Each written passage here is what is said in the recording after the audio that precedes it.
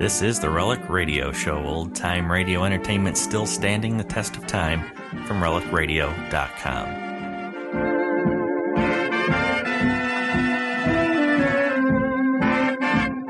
This is the Relic Radio Show, 60 minutes of radio drama brought to you every Tuesday. Find it at relicradio.com alongside thousands of other old-time radio episodes, all the other podcasts, and everything else Relic Radio. Our first story this week is from The Big Story. It's titled The Deadline Murder. This one aired May 19th, 1948. After that, it's The Cavalcade of America and The Hated Hero of 1776. That episode aired September 27th, 1943. Pall Mall Famous Cigarettes presents The Big Story.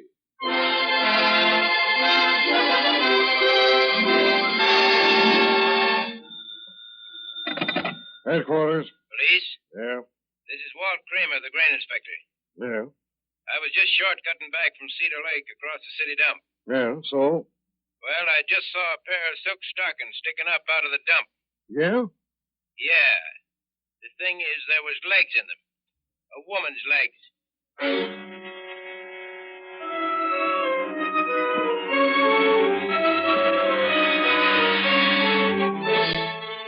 The Big Story.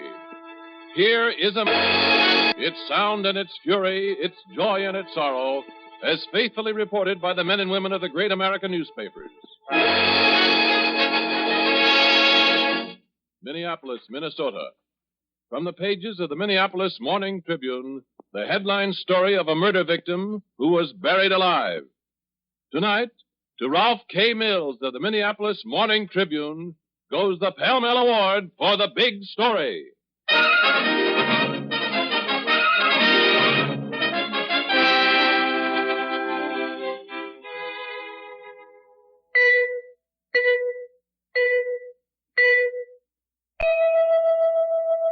Four notes that are alike, and one that is outstanding. And of America's leading cigarettes, one is outstanding. The longer, finer cigarette in the distinguished red package, Pall Mall. Ladies and gentlemen, have you noticed how many of your friends have changed to Pall Mall? There's a reason. Pall Mall Famous Cigarettes. Good to look at. Good to feel. Good to taste. And good to smoke. Yes, there's one cigarette that's really different.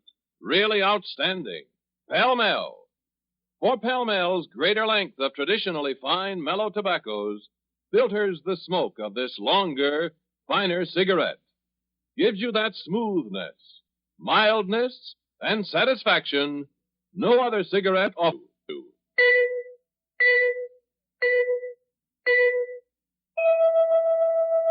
Four notes that are alike, and one that is outstanding. And of America's leading cigarettes, one is outstanding. Pall Mall Famous Cigarettes. Outstanding. And they are mild.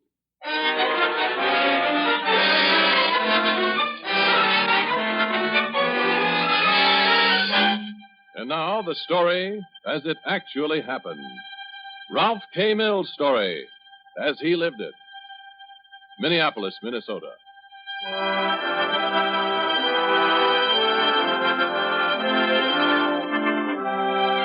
Your name?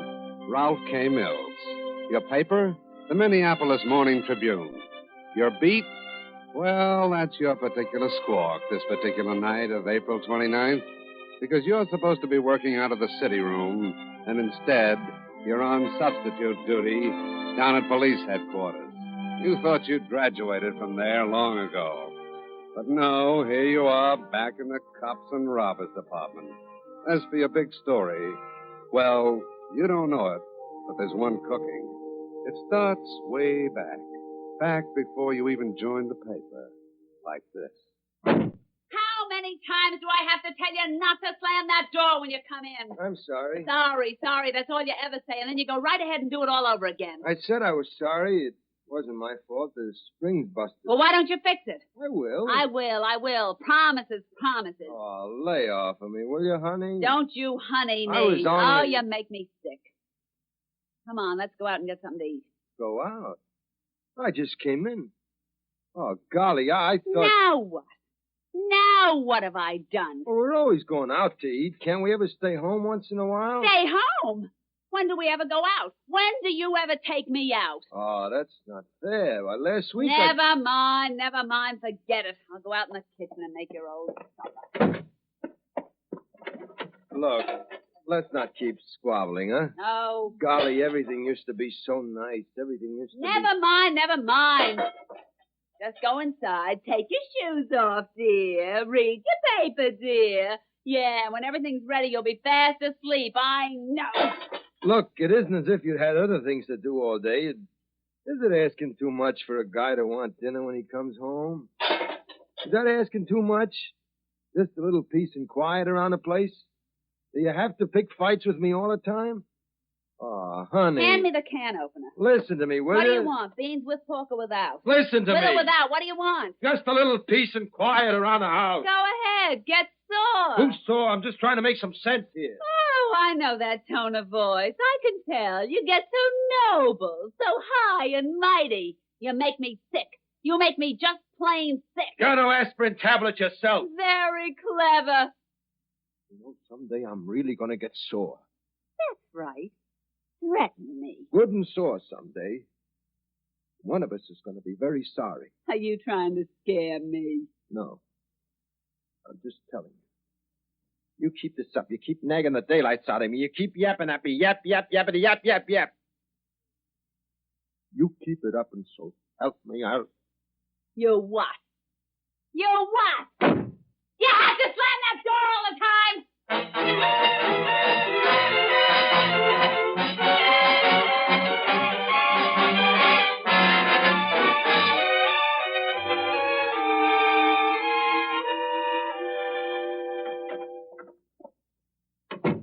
Honey, you home? Honey? Hey! That woman. Bartender, my wife's been in here tonight? Yeah, here and gone, Fred. Here and gone. Nuts. For the last time, you coming home with me? For the last time, no. Okay. Don't bother coming home. Ever.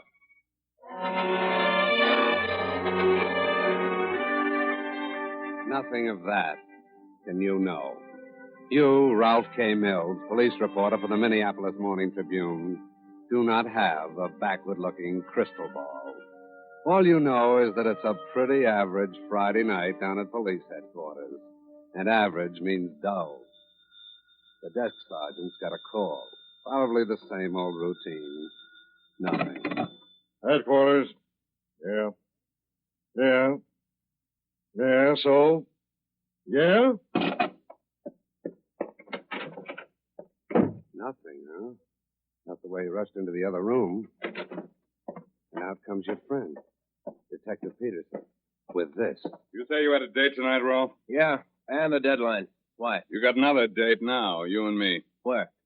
Down at the city dump? Very funny. With who? A corpse.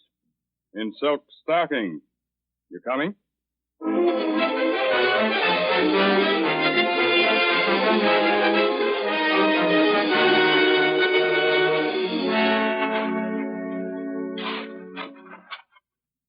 Hold the shoveling.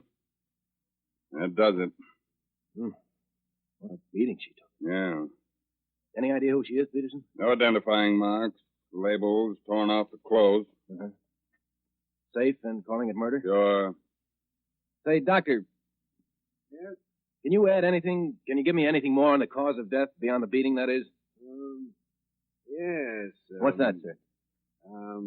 This woman has dirt in her mouth and in her throat. Yes. Proving she was alive when she was put here. Buried alive. Where's the nearest phone? I've got to call the paper.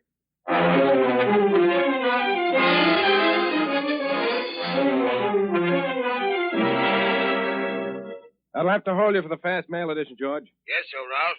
You'll stick with it, huh? Oh, sure. But don't set your heart on identification by the next deadline or a solution for the final edition, complete with killer attached. Could be done. Sure, by Sherlock Holmes, the FBI, to... Hey, the man is serious. Look, George, this one will go down in the books marked unsolved. Believe me. Never can tell. Just you stay with it. After all, you've got a whole hour till the next deadline. An hour. Might as well be a week. Remember, George, what I've got is a press card, not a crystal ball.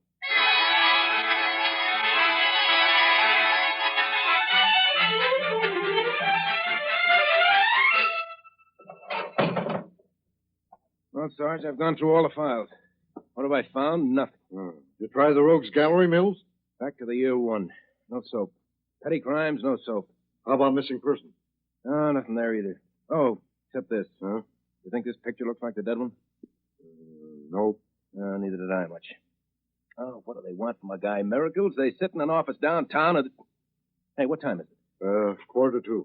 Oh, 15 minutes till the page closes. What have I got? Twice what I phoned in. Twice nothing. Who's the woman just came in with Peter? I don't know. I think I'll see what goes on.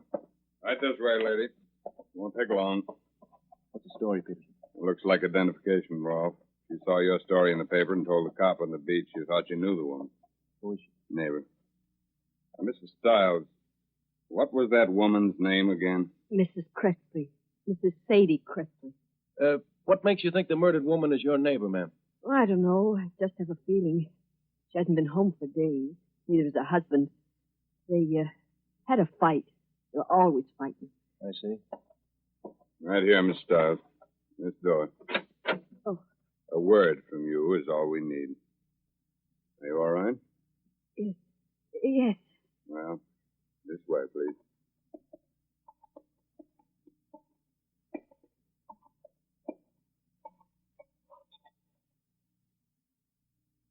Ready, man?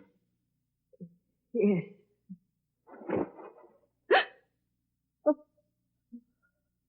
Is that your neighbor? Mrs. Cressley? Oh, Take your time. Be sure. Yes? Look. Oh, her face. She's so... No, I mean, yes. Please. Mrs. Stiles. Oh. Yes. Yes, that's her.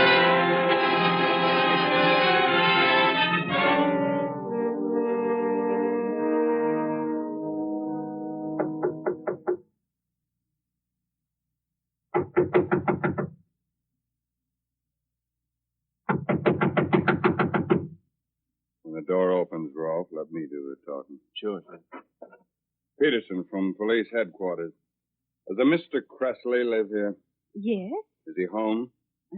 Not right now. Expect him back? Why, yes. Would you like to come in and wait? Yes. Who are you? Me? Yes. Why, I'm Mrs. Cressley, his wife.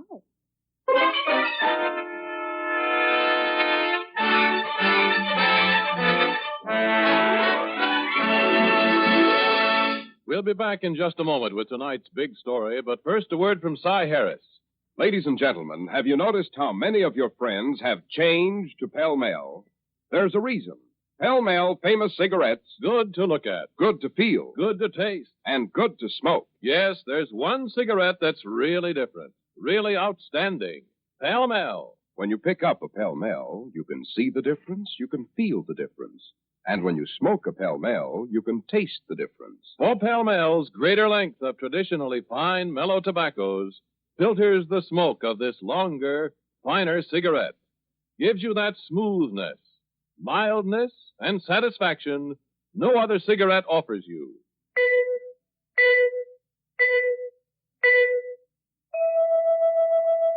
Four notes that are alike, and one that is outstanding. And of America's leading cigarettes, one is outstanding. The longer, finer cigarette in the distinguished red package. Pall Mall famous cigarettes. Outstanding. And they are mild.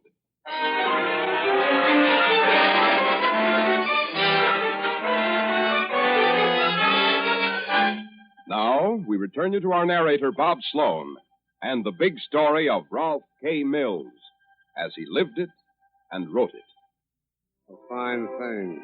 Covering police headquarters for the Minneapolis Morning Tribune, you, Ralph K. Mills, have a blonde corpse turn up in time for the first edition. A person unknown, murdered by person or persons unknown. And the city desk hopes for the who and the by whom for the final edition. And you've just followed a false trail to the bitter end. Just another case of mistaken identity. So what do? Step one, you call the desk. A mistake, George. The woman who identified the corpse was wrong. I'm sorry. It wasn't your fault, Ralph. Any ideas? Didn't you say before you thought you'd found a picture of a missing woman who... Yeah, but the desk cop and I agreed it wasn't the dead one. Well, just the same, the woman was wrong just now. Couldn't you be? What was the date she disappeared? 1935. Her name was Ruth M. Corneau. Well, she could have changed in all those years. So backtrack. Everybody makes mistakes. Yeah, I know. That's why they put erasers on lead pencils. And tonight, my pencil is all eraser.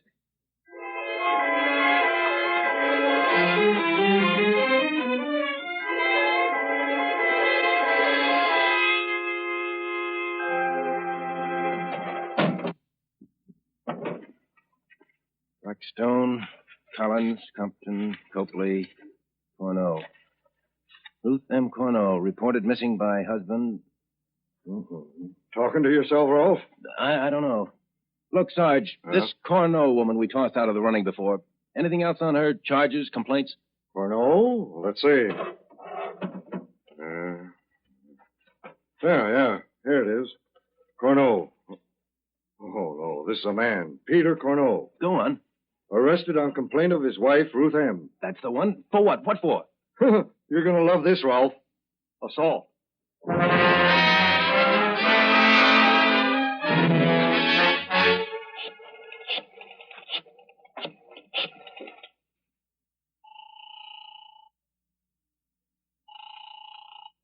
Hello? Joe Lopez? Yes, sir. Mr. Lopez, this is Rolf Mills down at headquarters. What's with headquarters? I'm in trouble? No, sir. I'm from the Morning Tribune. I'm checking on somebody who used to live in your boarding house. Huh? Can I ask you 3 questions? I don't know. Just 3 simple yes or no questions, okay? Okay. 3. Okay. Do you remember a couple named Corneau, Peter and Ruth? Yes. That's one. Good. Do you know where they are now? Him? No.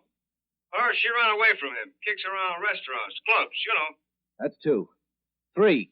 Would you know her if you saw her? I guess so. They owe me back rent. Well, would you come down to headquarters? You say 3 questions. No. This is Detective Peterson, Lopez. Will you come downtown to identify a body? Yes.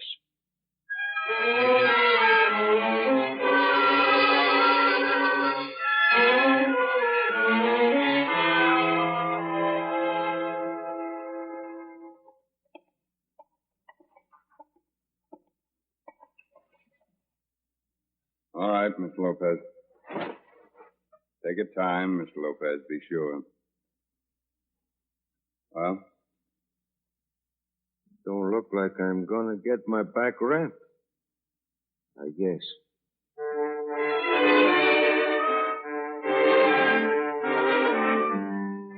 For the identification, you say goodbye to Detective Peterson until later.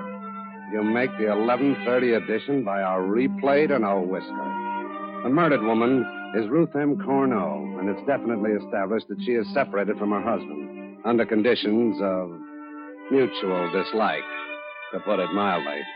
And so, you have the victim, the motive, and the problem of finding suspect number 1, the husband.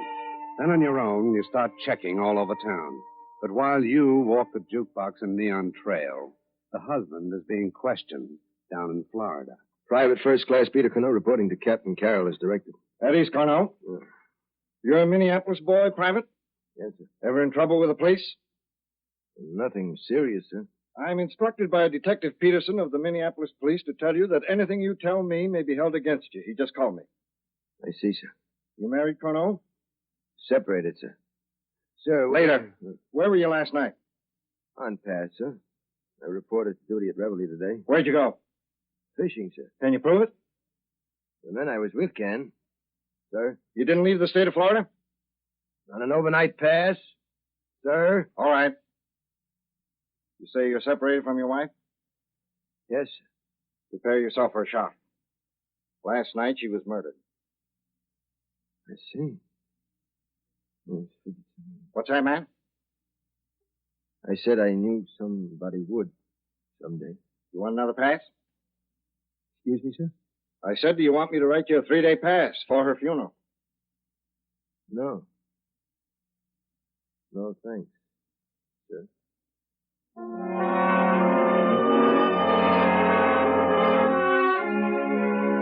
Suspect eliminated.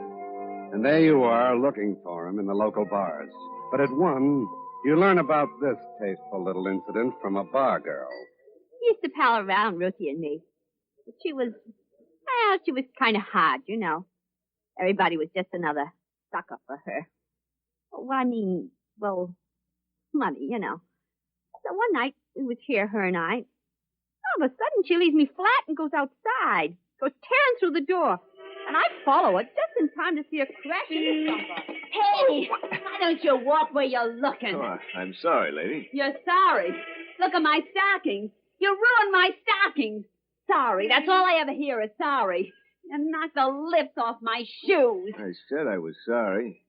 As for the shoes, I'll drive you home, okay? In what, a bus? Hit the road. Okay, have it your way. Watch where you... Hey, wait a minute. Is this your car, or did you just drive it for somebody? Hey, it's my car. I drive it for myself. Well, why didn't you say so? Home, James. The name is Carson. Wally Carson. And talk nice, Blondie. Hey, you're not bad looking at all. Where'd you say you wanted to go? You're not bad looking either for a guy who picks girls up by knocking them down. I said talk nice, baby. Where to, sis? Still want to ride? Home? No. I want to ride. Let's go someplace and have some fun. Huh?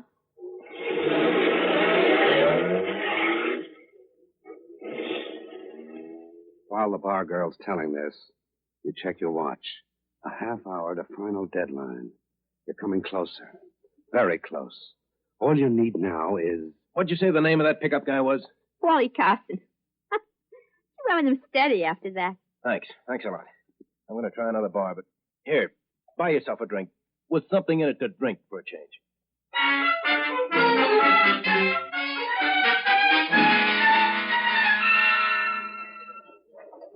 Well, like I said, everything's going nice and quiet when this blonde... Cornell? Yeah. She comes in and takes over the end of the bar. Now, I'd seen her husband come and drag her out, then I seen him tell her not to come home, and... I don't want that kind of trade. This is a home-type bar. I know. What? Oh. She's feeling fine, no pain at all, drinking up some guy's dough, I figure, and I'm wondering how I can get rid of her quiet when all of a sudden somebody does it for me. The door opens and in walks this guy Carson. Ruthie. Somebody call me? Oh, it's you. It's me, all right.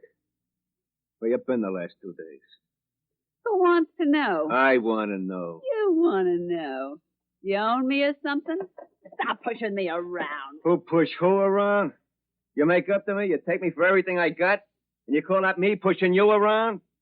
Come on, you're getting out of here. Ah, your meter's running. Come on. I like it here. I said get out now. Come on. You cheap square, you make me. Go on, hit the road. You get out of here. You let me go. Take your hands off me. Who do you think you're pushing around? Let go of me. Who do you think you are pushing me around like this? That's it. Me, it's none of my business. I would have paid him to take her away, anybody. And that's all. Uh-huh. When'd you say this was? Well, didn't I tell you? Only last night it was. Just last night.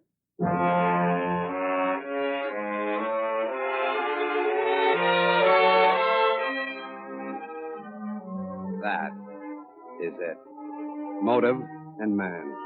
Wally Carson, last man to see Ruth Corno alive. A check on the city directory gives you his address. The Calder Peterson, and you have a good cop with you.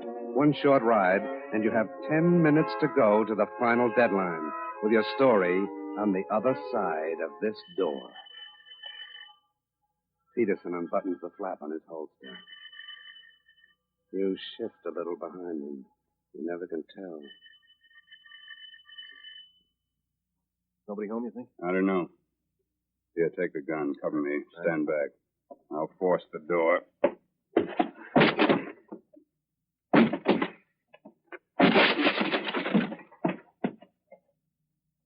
Holy... Shambles. Look at the blood on the walls. Carson! Watch at the other room. Carson, come out with you. Pete, look. There's a note in the couch. Uh-uh. Don't touch it. Okay to read it? Go ahead. Dear Mother. Dear Mother?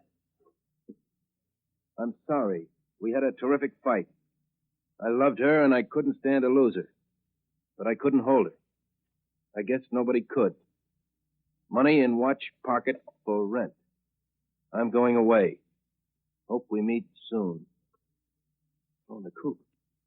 Can I use the phone? You're sure, and you can read them the note, too. Thanks. You know, there's something about this note. Money in watch pocket. Money in watch pocket. Hey, he expects to be found. What's that door lead to? Closet. What's this one? Leads to the garage. Come on, the front way.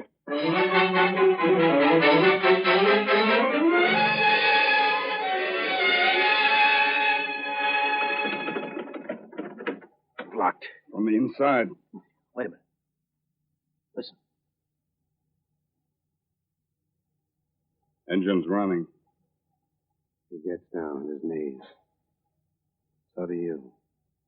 You sniff at the bottom of the door. You both say one word. No.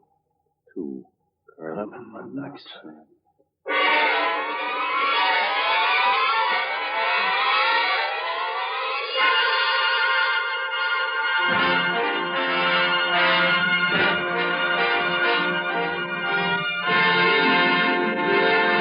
In just a moment, we'll read you a telegram from Ralph K. Mills of the Minneapolis Morning Tribune with the final outcome of tonight's big story.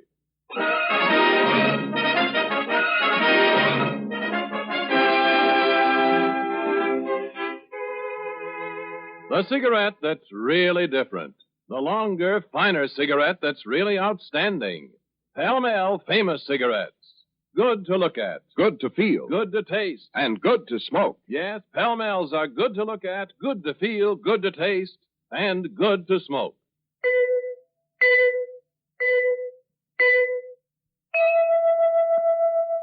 Four notes that are alike, and one that is outstanding. And of America's leading cigarettes, one is outstanding. The longer, finer cigarette in the distinguished red package. Pall Mall Famous Cigarettes. Outstanding. And they are mild.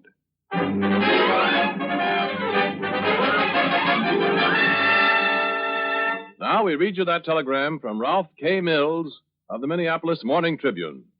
On entering garage, we found that killer in tonight's big story had escaped beyond the law by committing suicide. Solution of case came at 3 a.m., 9 hours after start of investigation, and in time for the final edition. Many thanks for tonight's Pall Mall Award. Thank you, Mr. Mills. The makers of Pall Mall Famous Cigarettes are proud to have named you the winner of the Pall Mall $500 Award for notable service in the field of journalism. Listen again next week, same time, same station, when Pall Mall Famous Cigarettes will present another big story. A big story from the front pages of the Mobile, Alabama Press Register. Byline, George Cox. A big story about a murder, an escape, and a manhunt.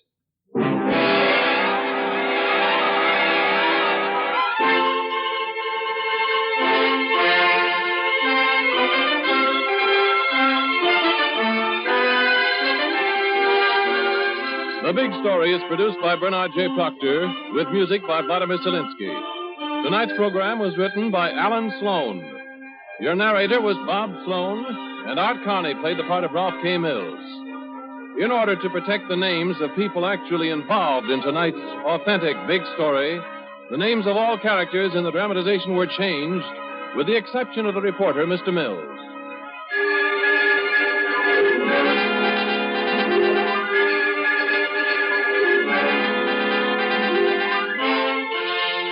This is Ernest Chappell speaking for the makers of Pall Mall Famous Cigarettes.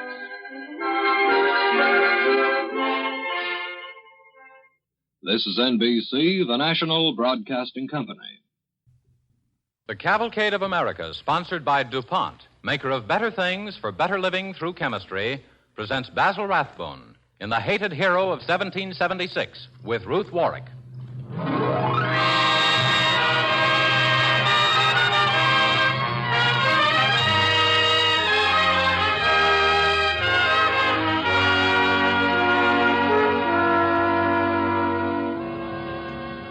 Tonight, with Basil Rathbone as its star, Cavalcade retells the story of a man who loved freedom more than any other thing in life. He was Thomas Paine. Our play, written by Raphael Hayes and Robert L. Richards, is based on the best-selling novel by Howard Fast, Citizen Tom Paine. Cavalcade presents Basil Rathbone with Ruth Warwick in The Hated Hero of 1776 on the Cavalcade of America.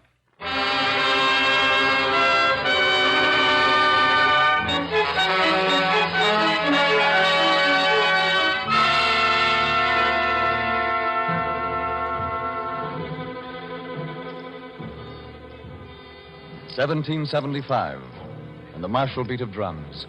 The relentless beat of marching troops echoes from one end to the other of the 13 colonies of America. For in the minds of men in the fall of 1775, confusion, doubt, uncertainty. Is it to be peace or war? Is it to be a policy of appeasement and reconciliation, or is it to be rebellion, armed, bloody, and uncompromising revolution? And then, across the land, is heard a voice. Bring the doctrine of reconciliation to the touchstone of nature, and then tell me whether you can hereafter love, honor, and faithfully serve the power that hath carried fire and sword into your land. The voice is the voice of Tom Paine, and what he wrote is common sense. A thing to stir the hearts of his countrymen as nothing else would stir them in 100 years. But if you say you can still pass the violations over, then I ask, hath your house been burned, your property destroyed, your wife and children destitute? Have you lost a parent or a child? If you have not, then you are not a judge of those who have. But if you have, and can still shake hands with the murderers, then you are not worthy of the name of husband, father, friend, or lover. You have the heart of a coward and the spirit of a sycophant.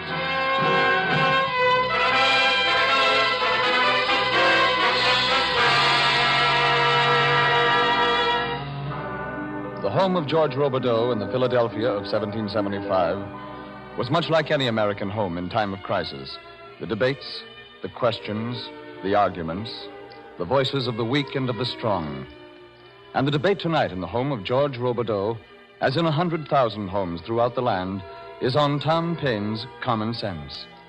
With old Robideau was his niece, Irene, her young brother, Jamie, and an admirer, Mr. Jackson. It isn't your objectives I'm opposed to, Mr. Robideau. It's the method. And who isn't, Mr. Jackson? Bloodshed, burning, and pillage throughout the whole countryside. But it's gone too far to back up now. Well, it wouldn't have if it weren't for men like Thomas Paine. Why, the man's bloodthirsty. Tom Paine? Why, he's the kindest, gentlest man who ever lived. You know this, Thomas Paine? Yes, we know him. Irene knows him perhaps as well as anyone ever can. He's a strange fellow. A rival, Irene? Hardly that, I should say. I admire him. Who could help but admire him? He's got the courage to speak the truth. And that's more than can be said for a lot of our fancy friends. Jamie, darling, please. I don't care. It's true. And what Mr. Paine wrote is true. We've got to fight. And the sooner we all find it out, the better. I know, dear. Perhaps someone will have to fight, but it's just that I hate to hear you talk that way. You're my little brother. I'm not so much younger than you, Irene. And if I'm old enough to get married next week, I'm old enough to say what I think. Well, wonder who that could be. Were you expecting someone, Irene? Well, Mr. Thomas Paine, sir. Tom, come in, come in. Thank you, sir. But it must be only for a moment. Good evening, Irene. Jamie? Good evening, Tom. This is a friend of mine, Mr. Jackson, Mr. Paine. How do you do, Mr. Paine? We were just speaking of you. Not too unkindly, I hope. Can't you stay a while, Tom, or are you off somewhere again? I must be, I'm afraid. I wanted to pay my respects and say goodbye to you all. Well, Tom, where are you going? To New Jersey, to join Washington's army. The army? Oh, Tom. Are you surprised, Irene? No, I don't think I am. Mr. Payne, why must it be this way? Why must there be armies and a ravaged countryside and sorrow in every home? Because, sir, while men may be reasonable, tyranny is not. Mr. Payne. Yes, Jamie? Will we win? Jamie, when a man has borne hunger and humiliation and oppression until he can bear it no longer, when the wrath of a plain, peace-loving people is at last kindled into flame under a tyrant's lash, nothing under heaven can stand before it. It will burn and devour and rage until the evil that provoked it is consumed. And out of it will rise a vision, a way of living among men. Yes, Jamie, we will win. Yes. Now I know we will. Well, I've talked too much again. Forgive me, it's late. God be with you, Tom. Come back and see us. I shall. Goodbye to you all, Mr. Jackson. Good day, sir. Mr. Payne. Yes, Jamie? I'm going with you. Jamie. No, my I don't boy. care what you say. If it's worth talking about, it's worth fighting for. Jamie. Don't you want me to come? Jamie, you're to be married next week. Yes. Marry her, then. Talk it over with your wife and with Irene and your uncle, and think very seriously what it means. Then, if you still want to come, we'll all be waiting for you. Yes, sir. Good night again. Good night, Tom. Good Good night. I'll see you to the door, Thank Tom. you. Well, Tom. Goodbye, Irene. Tom, before you go, Yes, will you kiss me goodbye? Irene. Oh, my darling. Oh, Tom, why must it be like this? You've done enough. No one could expect more of you than you've done. You heard what Jamie said? Yes, and I heard what you answered him. You told him to marry. I don't pretend to demand of everyone what I demand of myself. Perhaps it's because I'm a woman. And a woman thinks of the future, Tom. A future life. Irene, there can be no future life unless men are willing to die for it.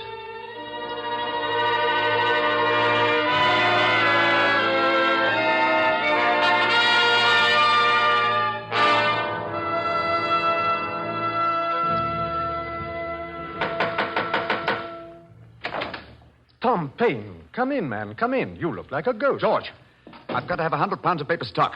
There's a pamphlet I've misprint, and no printer will touch it unless I supply the paper. Tom, when did you eat last? Oh, I don't know. 2 days ago, I think. Will you buy me the paper stock? 2 days, you think? Are you mad? Will you buy me the paper stock? Irene, Yes, Uncle? it's Tom Payne. Get some hot food. Tom, you're back. Irene. He'll stay with us for a few days, Irene. Can't you understand, man? Philadelphia's threatened. That pamphlet of mine has got to rally the whole people now. Can't you understand? We are near the end of everything. Buy me that paper. Uncle, please. Stay out of this, please, Irene. Roberto, I've come a long way. Maybe I am a little sick, too, but what's that compared with what's happening in the snow on the Delaware? We're so close to the end, man. We can't lose now. We mustn't. Payne, I... All right, I'll get you your paper now. Sometimes you... Well, stay here with Irene. I'll go see Rittenhouse. Tom, tell me, how's Jamie? We've heard not a word. Ah. I'm a thoughtless wretch, Irene. I might have known you wanted some news of Jamie. He's well. Truly? Far better than some thousands of other poor devils. Oh, the retreat must have been a terrible thing. Aye. All ruin and blood in the churned-up snow. Common sight. So was the one of grown men weeping. That was the hardest sound to bear, Irene. Grown men crying. God! An army rotting down to 800 men. And people still eating and sleeping and laughing. Tom, you're ill. Why don't you stay here and rest? Here? In the same house with you? Yes, in the same house with me. Would you so entrap me then, Irene? Come away with me now, Tom. You've done enough. There's still time for us. Irene, will you believe me if I tell you But there's nothing on this earth I'd rather do. If I but had the choice. Then why not, Tom? No, Irene. There's too much to do yet. There's a war that's part of my making, and there's a crisis now. Do you think a pamphlet will stop it? I don't know. A man does his best, that's all. And writing's the thing I do best of all.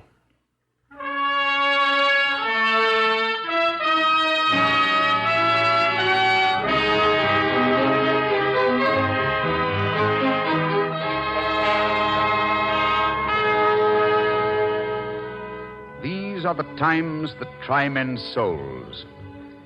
The summer soldier and the sunshine patriot will in this crisis shrink from the service of their country.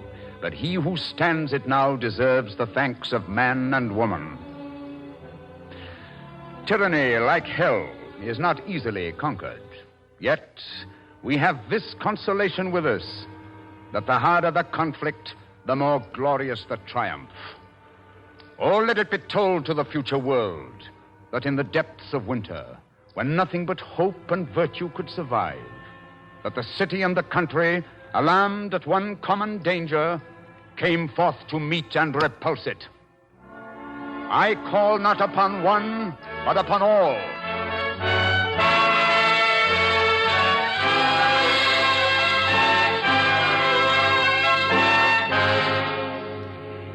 And Philadelphia did not fall. And throughout the land, the cause held that winter and spring. And in the hot summer of 1778, another American army waited near Brandywine Creek, waiting for the king's men. But the farmers and the shopkeepers still made mistakes and blunders. And General Howe's men slashed the new army to pieces, cut it and routed it. The road to Philadelphia was open to the enemy, and in the city, there was panic. Even old George Roberdeau was preparing to flee the city with his family. If you can't get it in the cart, leave it, for heaven's sake. George, Roberdeau, what's got into your man? We're packing up and leaving, that's what. But you can't go. We can hold the city. Leave us alone, Payne. We know what we're doing. We've got to go, don't you see, Tom? You expect us to stay and swing from a gallows, Tories at our backs and redcoats in front of us? Jackson, our city is the best fortress in the world. Every street's a death trap. We can break the enemy like a stick of wood. Are you mad? Even Congress has pulled out. 1,000 men. That's all we need, 1,000 men. Don't be a fool, Tom. Come along, Irene. Come on. All right, then, run for cover. I'll catch up with you, Uncle George. You'd better go too, Irene. Tom, listen to me. What is it, Irene? Look at me. Look at my face, Tom Payne. I'll never ask it again. Come away with me, out of all of this. Irene, no. Not even for you. For me? When have you ever thought of me? You've taken my brother from me. You've taken yourself, and now my home's a battlefield. Oh, Tom, can't we have just a little happiness before it's too late? Irene, look at me. You see me what I am, you know me. A pamphleteer, a revolutionist. What kind of happiness would you have with me? Can't you let me be the judge of that? Tom Payne. Hi, Ben, here. What is it? A Tory mob has been through the north part of town. They got an old man. We got there too late. Peters was his name. He was with Washington on Long Island. Peters? I remember him well. We want to give his poor old bones a decent burial before the redcoats get here. Will you help us? Where is he, Ben? Out toward the Baltimore Pike. Tom! Goodbye, Irene. Will you leave me now just to bury one poor old Continental soldier? I must, Irene. For in that grave, but for the grace of God, lies someone that you love.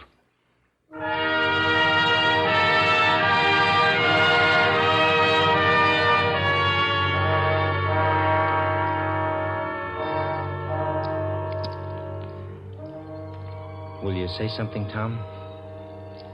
A speech? It's a lonely place down there till Judgment Day.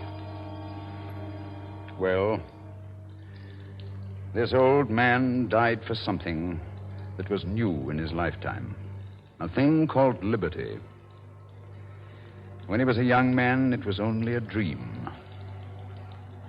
And when he came to give his life for the dream of his youth, he had not much more life left to give. Yet perhaps he cherished it the more for that. Certainly he could not have given more. And in that gift, John Peters will live. For men in centuries to come, who do not even know his name, will do him honor as they honor liberty. Lower him now, Ben. cover his grave.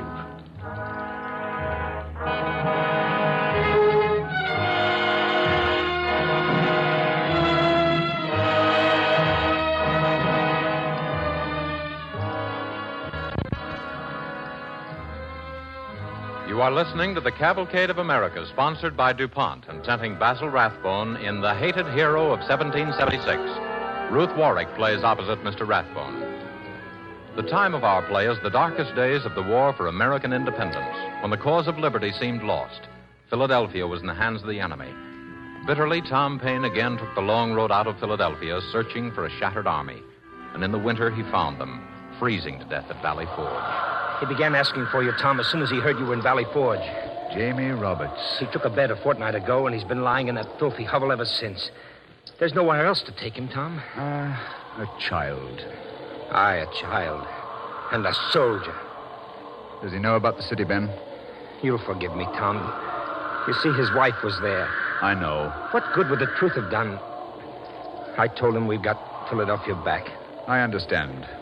Here, this is it. There's a bit of a lighted candle on the ledge inside the door. Thank you, Ben. I'll do whatever I can for him. Tom. Yes? Don't let him know. I won't.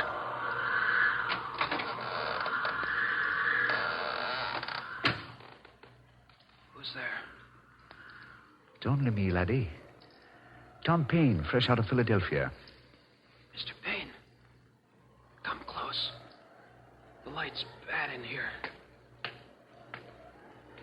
How are you feeling, Jamie? Poorly. Tom, tell me about Philadelphia. Did you see my wife? She's doing fine, Jamie. I had quite a chat with her before I left the city. A bit lonely, aye, but she'll be glad to see you when you get home. Aye. If I ever get home. Why, are you mad, Jamie? We'll both be back before the month of February blows itself out. What's inside my chest says different, Tom.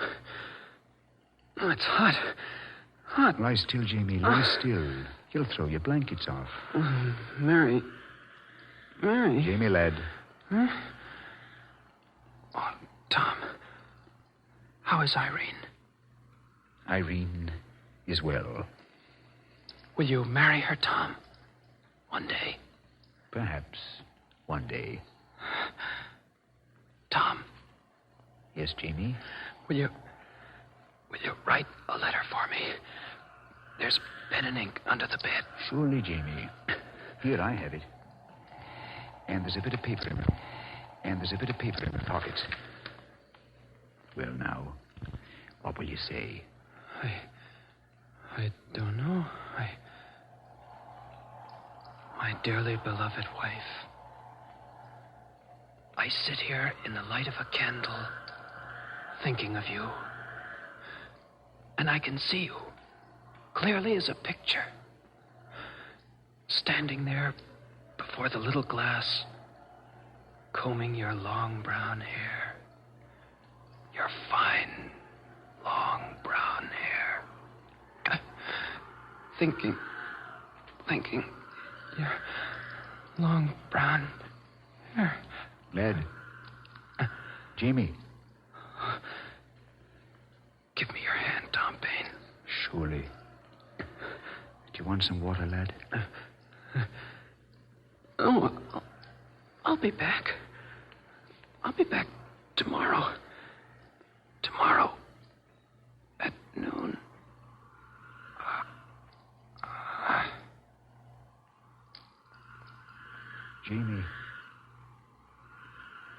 Jamie.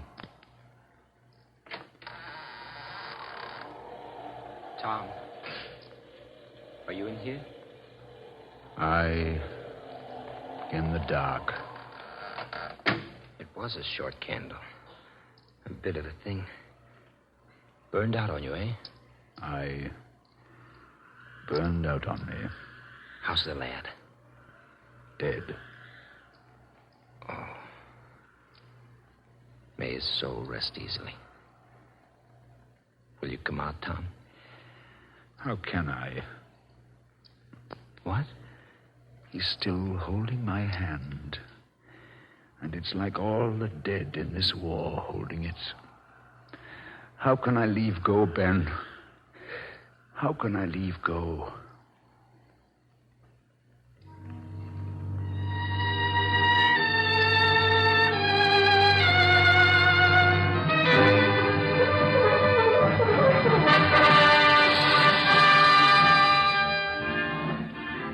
But in the spring, the plowboys and the shopkeepers flocked to the encampment at Valley Forge, and the 4,000 starved veterans swelled to 12,000 men.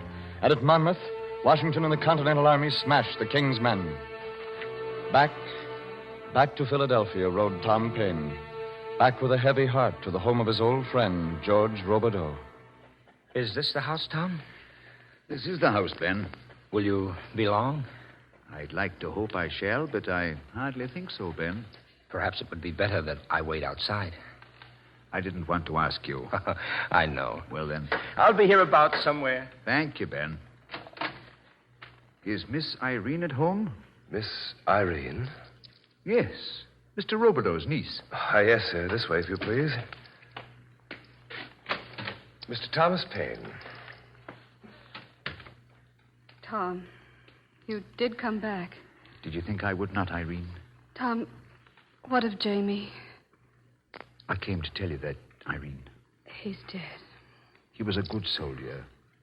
He died as a soldier should. And there was no word of him for so long, I knew. Oh, Tom, he was only a child. I'm sorry that I had to come to you with news like this. I knew it had to happen from that first day when he wanted to go with you. Do you blame me, Irene? No, Tom, I don't blame you. Not any longer. We've all changed in these years. Changed and been hurt and learned. Now I know you were right. We can't all see the truth at the same instant, Irene. Tom, do you remember Frank Jackson? Frank Jackson? Yes, he wanted you to marry him. He changed too, Tom. He joined the militia after we lost Philadelphia. He fought at Monmouth. He admires you very much. He is very kind. Perhaps one day I shall see him and can say so. Tom, I married him. Married? Tom, don't you understand? It was the only way I knew to cling to life. In the midst of all the horror, it was like the promise that you yourself were fighting for. That life can never end. That men can never die. Oh, I had to have that promise, Tom. Do you love him? Yes, I think I do. Irene, I can't stay. Tom, please don't condemn me. How could I condemn you? Then you'll come back to see us soon? Yes, of course, of course. Oh, Tom. Goodbye, Irene. Goodbye, Tom. And God bless you both.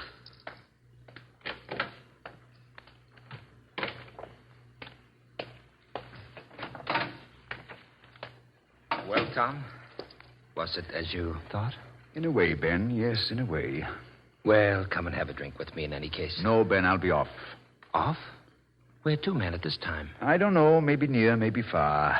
You mean you're going away, Tom? It's all over now, Ben. The city is the people's now. There's nothing here. Are you mad? The revolution's all but won, Ben. Nothing can stop it now. There'll be no more Valley Forges, no more retreats. Our liberty's won. Who needs a pamphleteer now? But, Tom... And the world's a wide place. Room enough to find a home in. But your home's here, Tom. You've said it yourself, where freedom is. No, Ben. That's not what I said. Where freedom is not. There is my home.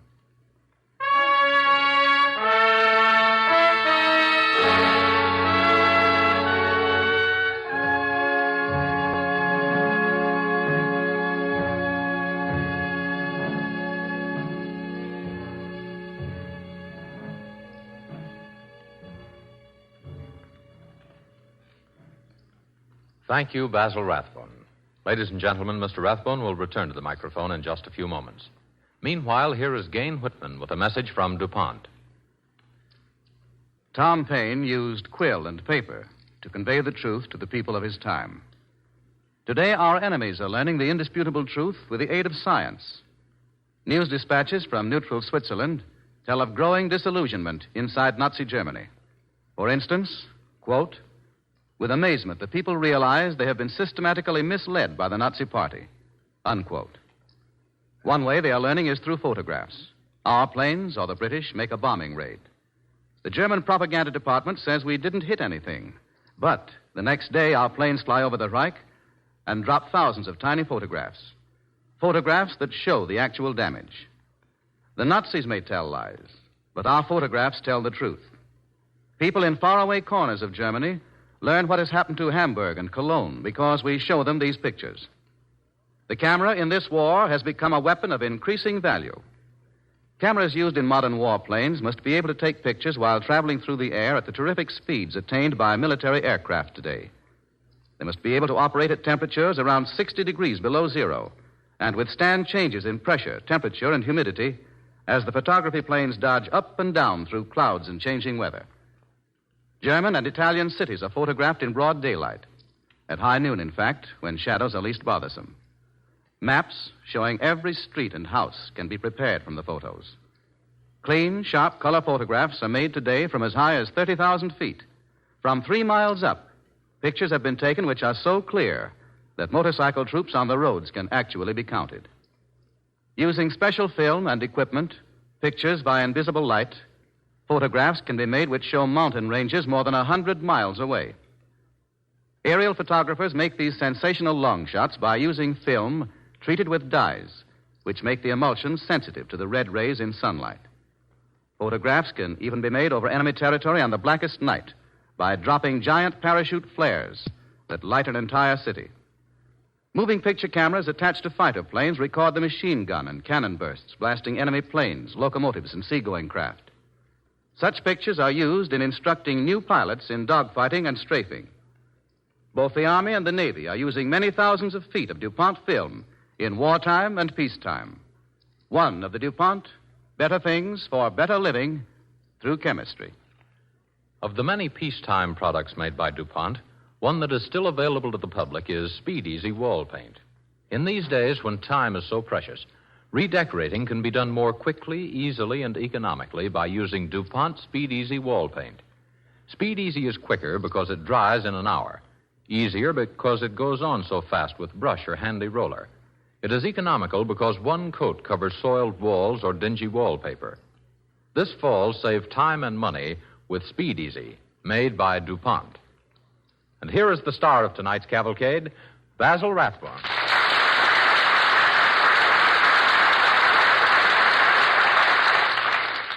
Thank you, ladies and gentlemen. Tonight's play serves to remind us of man's long, bitter fight for freedom. Just as that ragged army of the Revolution spent its blood and substance for precious liberty, we today are fighting to perpetuate that freedom. Our problems today in waging war are much the same as the problems in the days of Tom Paine, and the need for working together is even greater. Let's put over the third war loan. Call your local radio station and buy a war bond right now and an investment in liberty. Thank you.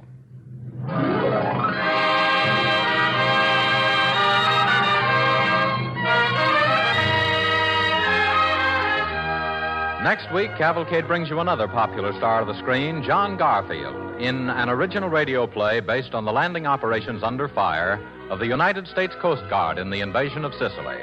It is called Continue Unloading, and its hero is not a soldier, sailor, or a Marine, but a Coast Guard photographer.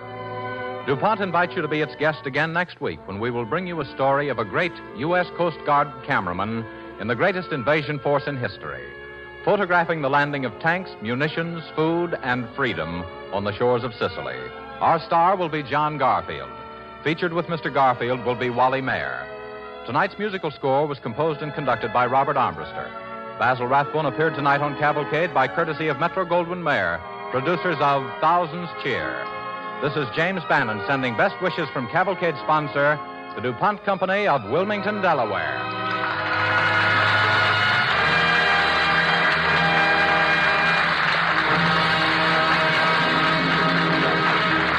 The Cavalcade of America came to you from Hollywood. This is the National Broadcasting Company. That's the Relic Radio Show for this week. Don't forget to visit the website to find more from Cavalcade of America, The Big Story, past episodes of this podcast, and all the others. If you'd like to help support this and all of the shows, you can donate through the website. Visit donate.relicradio.com or click on the link on the site. Your support makes all of this happen. Thanks to those who have helped out. Thanks for joining me today. Be back next week with another episode of the Relic Radio Show.